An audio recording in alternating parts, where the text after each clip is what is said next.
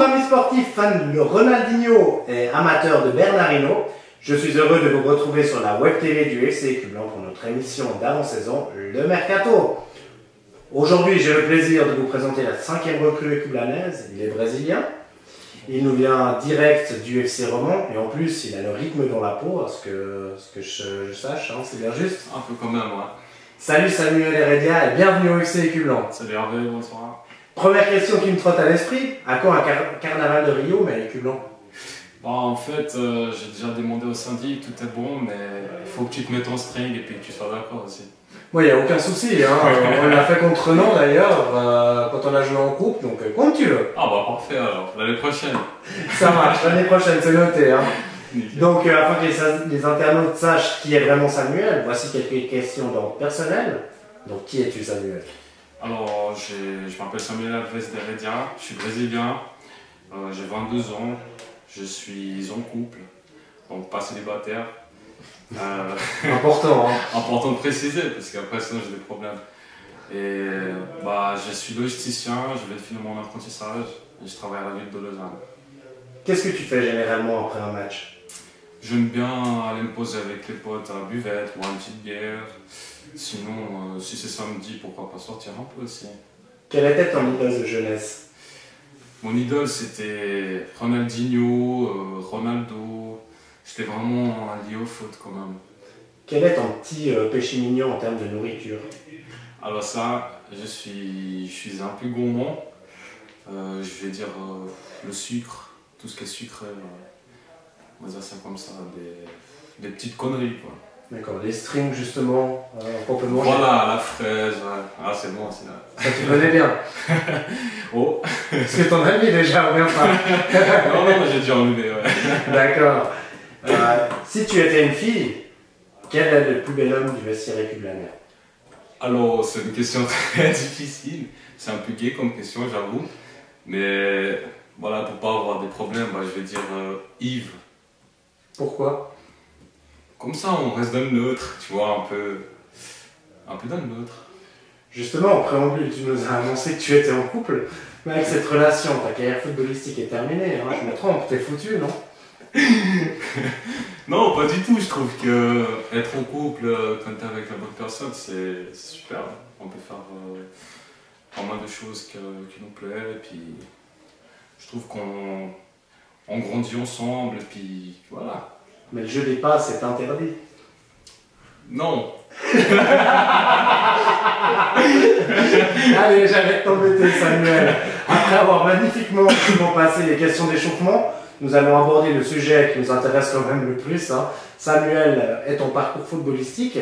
Donc, quels sont les clubs que tu as côtoyés durant toute ta carrière? Moi, en fait, j'ai pas eu beaucoup de clubs parce que ça fait pas longtemps que je suis en Suisse. Donc, j'ai commencé au FC Benfica comme junior. On a fait junior premier degré. Ensuite, j'ai joué avec la 3e ligue aussi pendant pas mal de temps. Après, je suis parti au FC Chile où j'ai fait une mi-saison, on va dire. Ensuite, j'étais à nouveau à Benfica. J'ai fait pas mal Benfica, d'autres clubs. Donc, j'étais à Vevey après aussi, tout de suite après en 3e ligue pour donner un coup de main à l'équipe. Je suis retourné à Benfica. Je suis allé à Romand la dernière saison. Puis bah, cette saison, je suis avec vous. En fait. Donc l'année prochaine au FC Benfica? Non, je crois que je vais rester un tion, je ne retourne plus.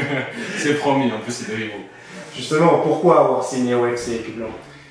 Bah, je sais pas, c'est à travers en fait Eric, Carlos, je le suis, ça fait déjà un petit moment quand même. Donc ça veut dire qu'un peu où il va, je veux dire que je vais aussi, parce que c'est plus pratique pour nous, on habite juste en face. Donc pour le déplacement et tout, c'est nickel. Et bah, c'est un club que j'avais déjà entendu parler.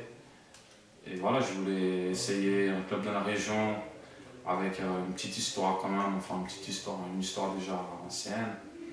Et je voulais tester. Que savais-tu sur le FC Écublens avant de signer? Bah, je savais pas, franchement, je ne vous mens pas, je savais pas grand chose.